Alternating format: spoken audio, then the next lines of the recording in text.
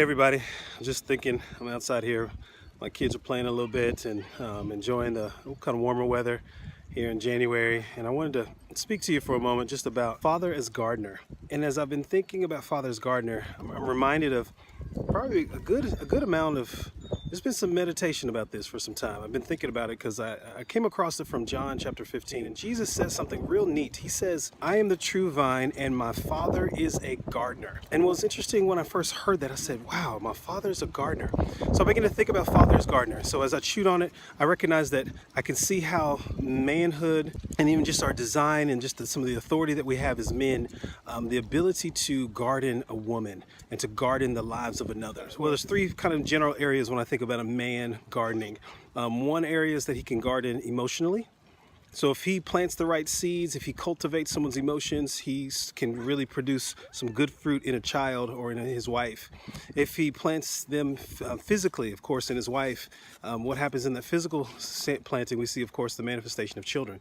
And then the idea of it being spiritually, where the spirit or the life-giving, the attitude force within a human, if it's gardened, it's protected, of course, seeded properly, nourished properly, it can really produce a lot of life within a person. And so the power of a man, a father as a gardener, is rich. It's really, really rich. And so one thing I want us to think about today, or to start thinking through, is men, you particularly have not been activated as a gardener, the power that you do have to be a gardener.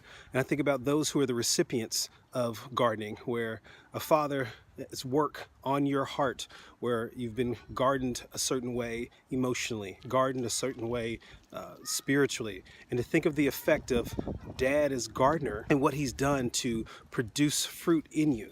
And some of us need to go back and get our dads gardening.